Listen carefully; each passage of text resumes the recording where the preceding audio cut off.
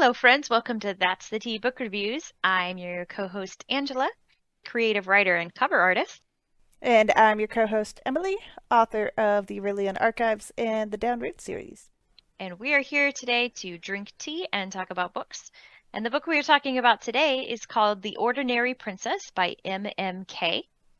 It is a short and fun read that we both very much enjoyed. Yes, we did. But first of all, what tea are you drinking today, Emily? I am actually drinking dandelion tea. Oh, is that good? Tastes like grass. It tastes like grass.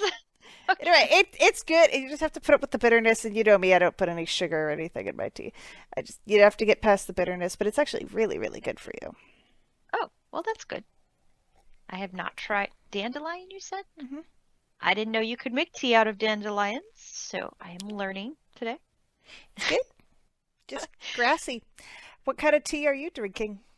I am drinking English breakfast, but it is caffeine free because we're recording at night.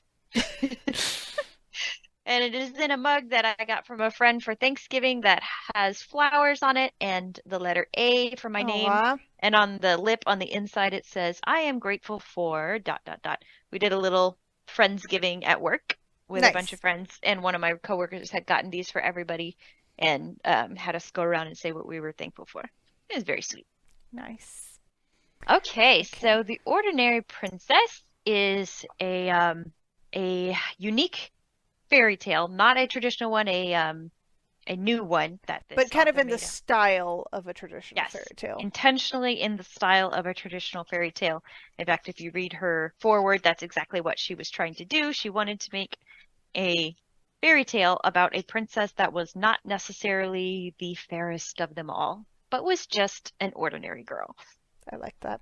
Why don't you Yeah, read the back of it? yes. The back cover copy goes like this. All across the kingdom, excitement is running high. A seventh princess, always the luckiest and most beautiful of all, has just been born to good King Hildebrand and His Majesty Queen Rhodesia. When the christening day arrives, Her Serene and Royal Highness Princess Amethyst, Alexandra, Augusta, Arminthia, Adelaide, Aurelia, Anne is showered with the most extravagant, marvelous presents imaginable, until her last, most powerful fairy godmother proclaims, "You shall be ordinary!" And so she is. Princess Amy looks so ordinary, so unprincess-like, that no prince can be found to marry her. So the king and queen are desperate. But Amy knows that she doesn't want to wed a royal stranger and runs away from home, embarking on a most extraordinary adventure for the ordinary princess. I love it. Does your version have all the original like little drawings in it? Yes. I love the little illustrations through it. Yes, Those yes, little sketches.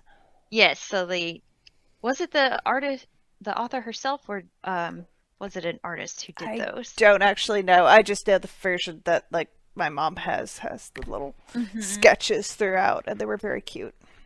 Written and illustrated by MMK. Okay. Yeah, that's nice. So yeah, it's very fun. And so what I love about this, I love the idea, first of all, of a princess who is just ordinary. And she's not ugly, she's just plain, just Yeah. like a regular person. Instead of having the, fair golden hair and being tall and lithe, she's just like regular brown hair and like regular height and regular complexion and regular attitude. Everything Yeah. about her is just very normal, which for the rest of us is fine, but she was the seventh princess. Princess. Yes. No. I love throughout it all the good natured jabs at all the other fairy tale stories. Yes. Like when the king is talking about how dangerous it is to invite fairies to a baby christening in the first place. And Yeah. my grandmother had to sleep for 100 years in the entire court with her. Yeah. And random little jabs like that, all in good fun. Yes. In fact, yeah, I made a note of that as well. I love that it uses the fairy tale tropes and lovingly pokes fun at them. Yes. So, yeah, I think she does it very well. So if you ever loved reading fairy tales, either as a kid or now, I think you will very much enjoy this because it's recognizable in some of those ways, but also like some things just make you laugh because it's like, oh yeah, well that's typical fairy tale stuff. Yes. Like how her her parents were getting desperate because every prince that arrived and saw her face was immediately like, "Oh, I just remembered I had an appointment that I I have to gotta leave leave. right now." And so they're like, "Okay, well, we're gonna have to hire a dragon to come like scour the countryside and lock her in a tower so that a prince will be coerced into coming to rescue her because that's what princes do." Yes. Like as if that was just the most logical solution. Yes. And that you could just order a dragon. Right, you could just order, a nice dragon. Mail order a dragon. Just hire one. Or hire someone to bring one because eventually it's going to be killed by a prince, but Yeah. But I love the way too that she's like the only one that never sees this fairy's curse as a curse. Like everybody else in the kingdom knows with the line about like sometimes they even forgot there was a seventh princess at all. Yeah. Yeah, that's right. Because she just stays out of the way so much. Yeah, But she just accepts it as who she is and she never sees it as a problem. Like it's just who she is. right. She's like, I mean, she's fine with it, honestly. Yeah. And she is the last of her sisters to get married. She's been to, her six older sisters' weddings and been a bridesmaid at all of them. And finally, she's just like, oh, I'm so tired. I'm so done. Yeah. But once they start trying to marry her off and do the dragon thing, she decides, you know what? Forget it. I'm running away and going to live in the forest Yeah. But I with love her the animal fact friends. that she's not necessarily, in the modern sense, she's not against marriage. She's not that Right, girl boss that don't need no man. She right. just is like, that's terrible that you'd get a dragon to lay waste to the countryside. Like, I'm not going to Yeah. stand for that. And she does go through a phase where she just wants to, like, live in the woods with her forest animals and just, Do you play in the feel that? woods. Do you feel that in your soul? Yes, I do. You just want to run away and live in the woods. you know, there was a phase in time where I was like, is there a cabin on the Appalachian Trail you want me to just man You would be good at and that. not be with people? Well, I'm past that phase now, That's true. thankfully. That's true. But I did go through a phase where I wanted that. Um, but, she's willing to work for this. When it comes Yeah. down to it, she is willing to, okay, I have to be practical. I have to actually get a job. And Yeah, eventually once I think her dress gets so worn, she's like, I need a new one. I'm going to have to get a job. yeah, And so she goes to work.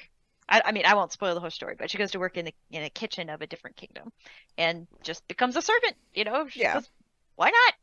She's not too proud of herself as a princess to just work and earn her money. yeah. So yeah, she's a really likable main character. Lots of fun fairy tale stuff. And And then of course she meets a prince and he's nice too. I love Perry. Yeah, because he's also just kind of like, yeah, this is kind of silly. I just want to live in the woods too Yes. sometimes. So we just go hang out in the woods for a while. Yeah. But But the she doesn't fact that know he's a prince. he as a prince is not like above just hanging out with the servant girl and being like, "Hey, could I tag along for your day in the woods, please?" Yeah, because he needs to escape the royal pressures as well. Yeah. But and Yeah. it is fun because you do see both of them kind of grow and mature into their official roles in a very quiet way. It's not like overly done with like these big revealing moments of their sudden maturity. It's Yeah. they just kind of come into their own as adults, making decisions for themselves. hmm Yeah, so it is not like um epic modern fantasy with, all these epic battles and stuff happening. It is very much just a fun, lighthearted fairy tale that's like funny and cute. Um, so it's just fun. If you're looking for a fun, easy read, I read this in I think a day I because think it's more of a novella than yeah, a it's full only length book. 112 pages, so it's short. Yeah. Very, very easy to read. And I didn't think it ever got boring. I was always entertained. And it is also, if any of y'all have kids, I think this would be great to read aloud to them, or if upper elementary school and up, I think could read this. Yeah. On the back, it does say ages 8 and up, so that's the recommended reading. However, me as an adult, I also really liked it. So Yeah. it's good for the whole family. It's good for everybody. And it's a great chapter book, I guess you could start kids on. Yeah.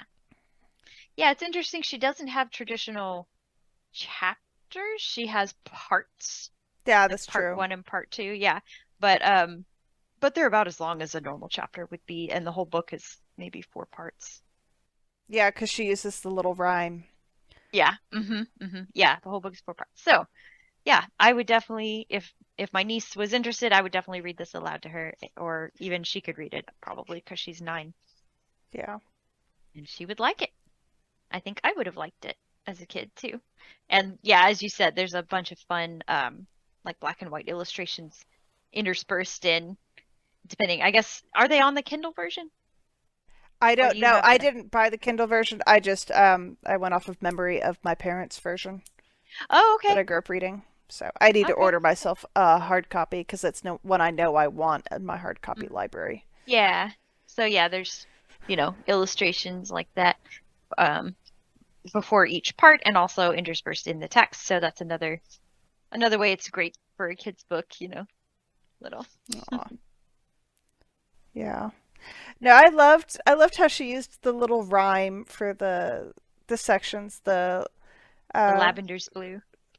lavender's blue, rosemary's green. When I am queen, you shall be king, or When when I you am are king, you king, shall be queen. you shall be queen. And I Right. love I love what they did with just that little one throughout. Yeah, she repeats that rhyme.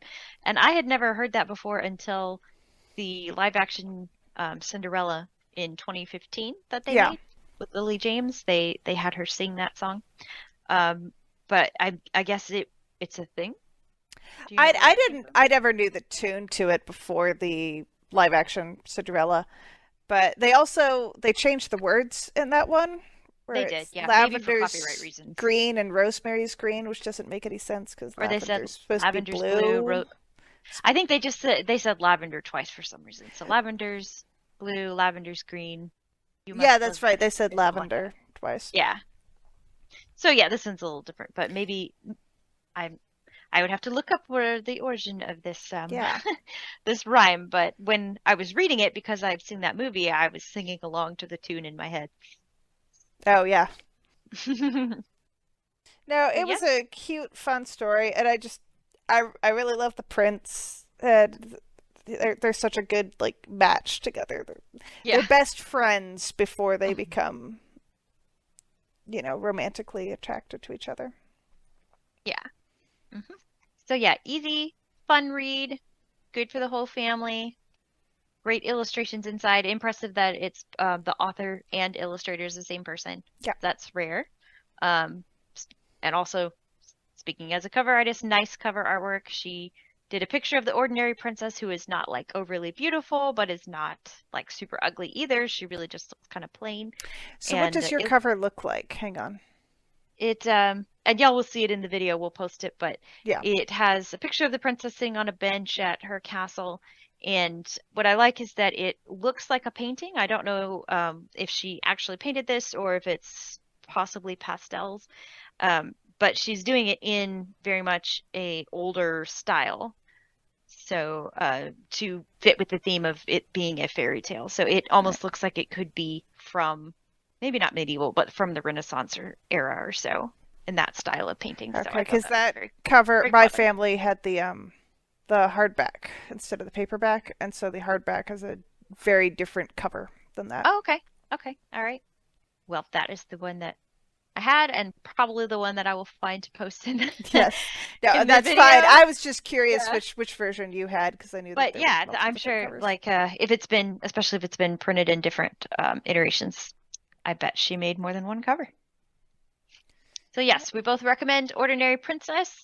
Check it out if you are looking for something lighthearted, especially if you've been reading a bunch of heavy stuff and you just want to relax and read something that is not like, oh, the world is ending type of book, which is typical nowadays. Yeah. Yeah. No, it's a fun, easy read. Until next time, I guess. Drink tea and read books.